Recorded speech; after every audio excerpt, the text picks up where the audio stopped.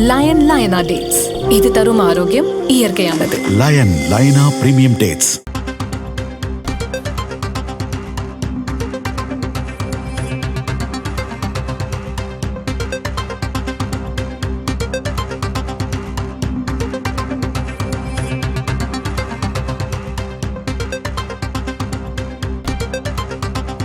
அரசியலுக்கு வருவதா வேண்டாமா என்று கருத்து கூறுங்கள் என மக்களிடமே கேட்டிருக்கிறார் நடிகர் ராகவா லாரன்ஸ்.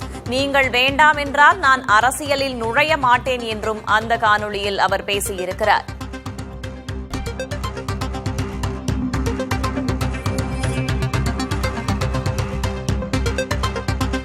அரசியலுக்கு வருவதா வேண்டாமா என கருத்து கூறுங்கள் எனவும், நீங்கள் வேண்டாம் என்றால் நான் அரசியலில் நுழைய மாட்டேன் என்றும் அந்த வீடியோவில் அவர் பேசியுள்ளார்.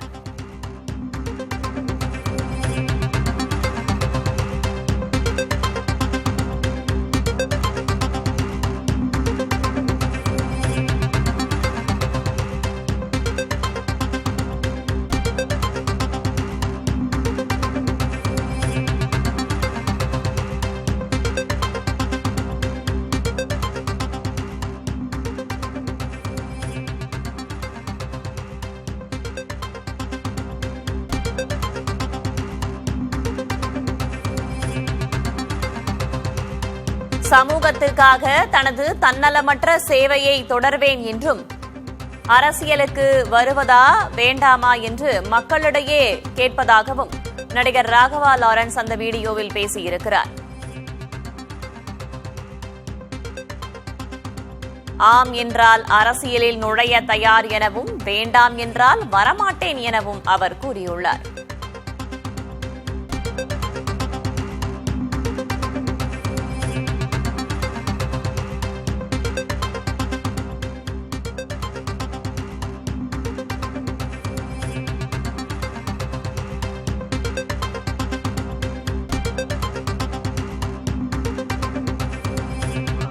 நான் சொல்றது கேளுமா, நம்ம எத்தனையோ இப்போ எல்லா குழந்தைங்களுக்கும் ஒவ்வொரு ஸ்டேஜில் போய் கேட்டு தானேம்மா ஹெல்ப் நடக்குது. இப்போ தலைவர் வந்துட்டாருன்னா நம்ம தாராளமாக பண்ணலாம்லம்மா.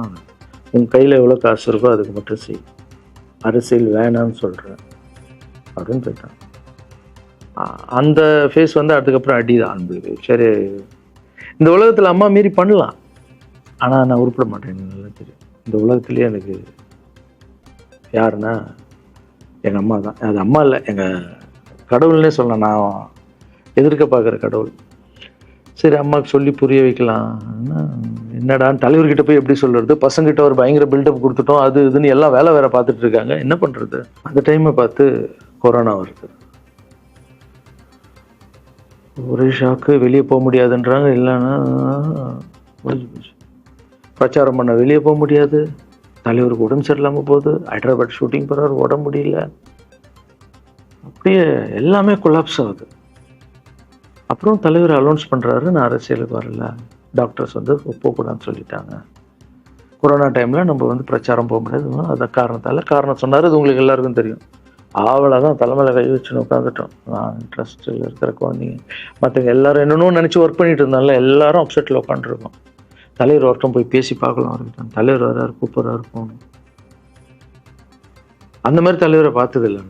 அப்படியே எனக்கு புரிஞ்சுது, அவர் ரொம்ப வலியில் இருக்கார் அப்படின்னு. எவ்வளோ சுறுசுறுப்பானால விட முடியலங்கண்ணா. பரவாயில்ல, நம்ம உடம்பு தானே முக்கியம், என்ன இதெல்லாம் என்னென்ன தூக்கி போடுங்கண்ணா. இல்லைங்கண்ணா, இத்தனை வருஷம் என்னை வாழ வச்சாங்கல்ல, அவங்களுக்கு ஏதாவது ஒன்று பண்ணணும்னு நினச்சாங்கண்ணா. இந்த குத்துதுக்கண்ணா, எனக்கு என்ன பண்ணுறதுன்னு தெரியல, ரொம்ப கஷ்டமாக இருக்குது அப்படிங்க. அண்ணே அதை விடுங்கண்ணே எல்லாம் அப்படின்னு அவர்கிட்ட பேசிட்டு அவர் அப்போ நான் முன்னாடி பேசும்போது அவர் சொல்கிறேன், நான் கூட பதவிக்கு வரணும்னு ஆசைப்படல, இன்னொரு நல்ல ஆள் படித்த ஆள் அங்கே நிற்க வச்சுப்பான். யாருன்னே சொல்லுவேன், யாருன்னு கூட சொல்லலை. அது அப்படியே போச்சு. அவர் மனசுக்கு மட்டும்தான் தெரியும், யாருன்னு கூட சொல்லலை. ரொம்ப அப்செட்டாக இருந்தார். சரி, ஓகே, இதுவும் கடந்து போகணும். அப்படியே கடந்து போச்சு.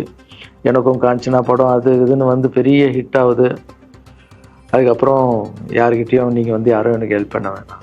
முதல்லாம் நான் கலைஞர் ஐயா கிட்ட ஹெல்ப் கேட்டேன். அவர் ஒரு சில குழந்தைங்களுக்கு ஹெல்ப் பண்ணார். அதுக்கப்புறம் அன்புமணி ராமதாஸ் ஐயா, அவரும் ஹெல்த் மினிஸ்டர் இருக்கும்போது அவர் ஒரு சில குழந்தைங்களுக்கு ஹெல்ப் பண்ணார்.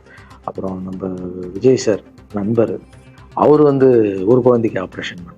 ஸோ இருக்கும்போது என்னால் முடிஞ்ச வரைக்கும் சொந்த பணத்தை போட்டு பண்ணிவிடுவாங்க. முடியாத போது தான் நான் அந்த ஹெல்ப் வைக்கிறேன்.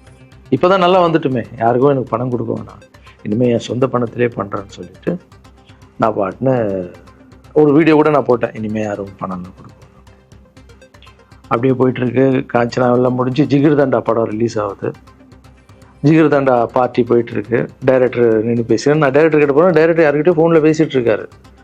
அப்படியே பேசிகிட்டு இருக்கிறவர் டக்குன்னு இந்தப்பா சீமான் நான் பேசுவான்னு கொடுத்துட்டாரு என்கிட்ட. அவருக்கும் தெரியாது நான் பேச போகிறேன். அவர்கிட்ட லாரன்ஸ் பேசுவார், சீமான் ரெண்டு பேரும் சைலண்ட்டு. நானும் எதுவும் பேசலை, சீமானும் எதுவும் பேசலை. அப்படியே ஒரு நிமிஷம் அப்படியே நிற்கிறோம். பெரியவர் இல்லை என்னாலும் அண்ணன் அப்படின்னு. அவ்வளோதான் அண்ணன். பயங்கர பாசம். எந்த இடத்துல கோவம் இருக்கும் அந்த இடத்துல குணம் இருக்குன்னு சொல்லுவாங்கல்ல. அண்ணன் வந்து புகழ்ந்து தள்ளுறாரு ஜிகர் தண்டாவை. இப்படி பண்ண கண்ணா, அப்படி பண்ண இவ்வளோ சூப்பராக பண்ண, அந்த சீன் எனக்கு ரொம்ப பிடிச்சதுன்னு. அவருடைய அன்பு தான் தெரியும்ல, எல்லாமே அதிகமாக இருக்கும் அண்ணன்கிட்ட. அண்ணா ரொம்ப சந்தோஷமாக வாழ்த்தினார். அப்புறம் நான் வந்து மாற்றம்னு ஒரு அமைப்பு ஆரம்பிச்சிருக்கேன்ல, இந்த விவசாயிகளுக்கு டிராக்டர் கொடுக்கறது, அப்புறம் மாற்றுத்திறனாளிக்கு ஸ்கூட்டி கொடுக்குறது எல்லாமே. அதை பார்த்துட்டு பத்திரிகையாளர் கேட்குறாங்க அவர்கிட்ட, ராகவாலாரன் சார் மாற்றம்னு அமைச்சிருக்காருன்னா, நல்ல விஷயம் தம்பி, நல்லா பண்ணிட்டோம், நல்லா இருக்கட்டும் அப்படின்னு வாழ்த்தினார். ஸோ ஒரு பெரிய பிரச்சனைக்கு கடவுளே வந்து அதை அப்படியே சால்வ் பண்ணி வச்ச மாதிரி ஆயிடுச்சு. அப்படியே போச்சு. ஆனால் நீங்கள் நல்லா இருக்கணும், எங்கே இருந்தாலும் நல்லா இருப்பீங்க. எப்போல்லாம் ட்ரஸ்ட்டுக்கு போகும்போது பசங்களாம் கேட்பாங்க, அந்த 100 ஏக்கர் ட்ரஸ்ட்டு குழந்தைங்க. சரி ஓகேடா. அப்படி பார்த்தீங்கன்னா நண்பர் விஜய் சார் கிட்ட பேசிகிட்டு இருக்கும்போது நான் வர அரசியல்ன்றார். நிஜமா நண்பா அப்படின்னு. எஸ் அப்படின்னு. மறுபடியும் போய் ட்ரஸ்ட்டில் உட்காந்து நம்ம டேய் நண்பர் வராரு. ஏன்னா சூப்பர் ஸ்டார் எனக்கு எவ்வளோ க்ளோஸோ நண்பர் கூட அவ்வளோ க்ளோஸ் தான் எனக்கு. ஏன்னா மேகமாய் வந்து போகிறேன்ற சாங்லேருந்து நான் அவருக்கு டான்ஸ் மாஸ்டராக பண்ண ஆரம்பித்தேன். அதுக்கப்புறம் நிறைய சாங் பண்ணேன், சரக்கு வச்சுருக்கேன். அப்போ உங்களுக்கு தெரியும் அந்த தாம் தக்க தீம் தக்க. அவருக்கு மட்டும் நான் ஸ்பெஷலாக வந்து பண்ணி கொடுத்துட்டு போவேன். தமிழ் வேறு யாருக்கும் பண்ண மாட்டேன். அவர் கூப்பிட்டா வருவேன், தலைவர் கூப்பிட்டா வருவேன், சாங் பண்ணிட்டு போவேன்.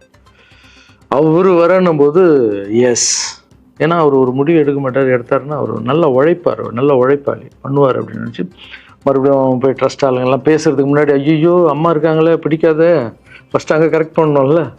அங்கே போனேன். அம்மா நண்பர் அரசியலுக்கு வராருப்பா. என்னம்மா அப்போ தான் ஓகே, இப்போ எல்லாம் மாறி இருக்கு, போகலாம்மா. நீ ஃபஸ்ட்டு அவர்கிட்ட ஒரு அப்பாயின்மெண்ட் வாங்க, நான் உன்னை கூப்பிட்டு போகிறேன் அப்படின்னா.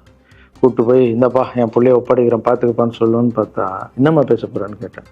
நீ அரசியலுக்கு வராத தம்பி, இது ஒரு சாக்கடை, நீ அரசியலுக்கு வராத, நீ ரொம்ப சைலண்டான ஆள், உனக்கு இதெல்லாம் செட் ஆகாது.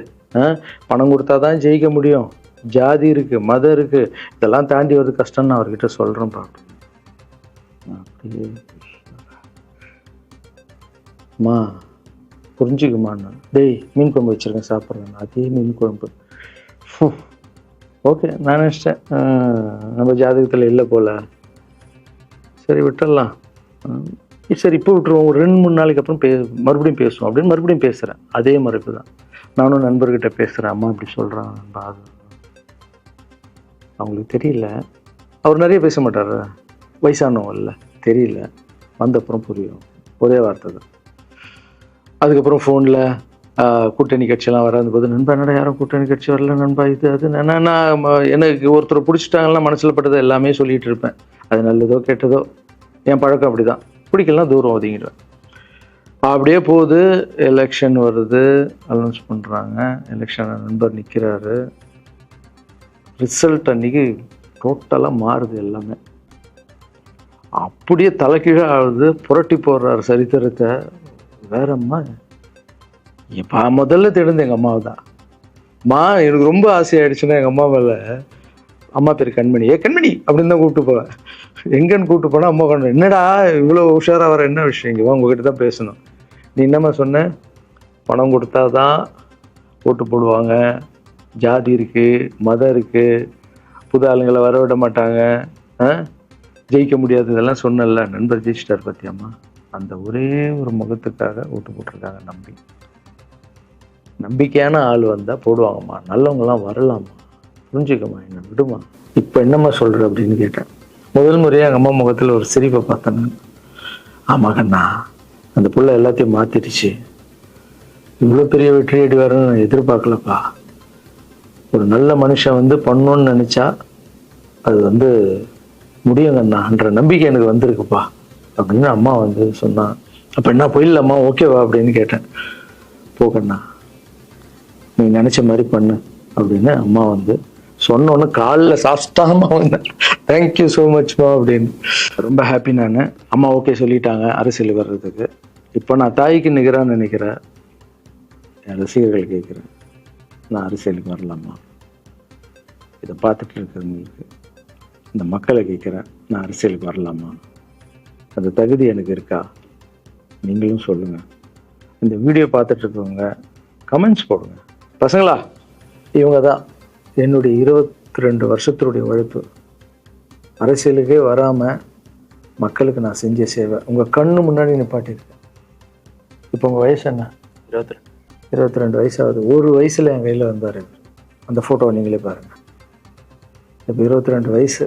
ஒரு குழந்தைய வளர்க்குறதுக்கு நீங்கள் எவ்வளோ கஷ்டப்படுவீங்க உங்களுக்கு தெரியும்ல. அந்த கஷ்டம் என்னென்னா, ஸ்கூலுக்கு அனுப்புறது வந்து, ஃபீஸ் கட்டுறதுலேருந்து, உடம்பு சரியில்லாமல் போனாலும் அவன் ஆசைகளை நிறைவேற்றுறதுலேருந்து, ஒரு குழந்தைக்கு அப்படி இருந்தால் 60 குழந்தைங்களை வளர்த்துருக்கேன். எவ்வளோ பிரச்சனை வந்திருக்கேன், எவ்வளோ நோய்கள் வந்திருக்கும், எவ்வளோ நைட் தூங்காமல் வந்திருக்கேன், அதில் எவ்வளோ டிஸ்டர்ப், அதுவும் என் வீட்டில் வளர்த்துருக்கேன்.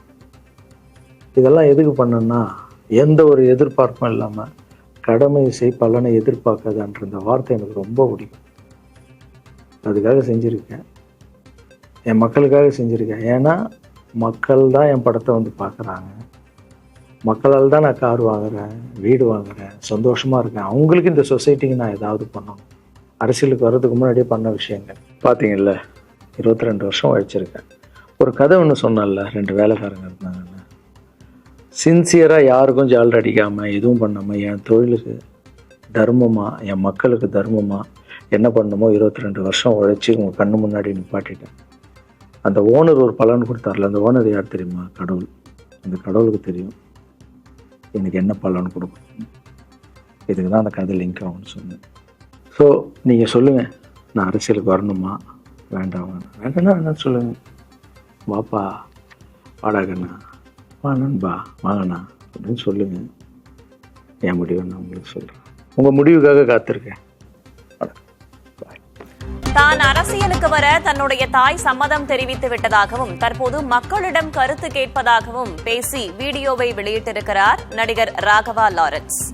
முன்னதாக நடிகர் ரஜினிகாந்தோடு இணைந்து அரசியலில் பயணிக்கலாம் என்று தான் விரும்பியதாகவும் அது நிறைவேறவில்லை என்றும், தற்போது அரசியலுக்கு வர தான் விருப்பம் தெரிவித்திருப்பதாகவும் தன்னுடைய தாயும் சம்மதித்திருப்பதாகவும் மக்களிடம் கருத்து கேட்பதாகவும் பேசி வீடியோவை பதிவிட்டிருக்கிறார் நடிகர் ராகவா லாரன்ஸ்.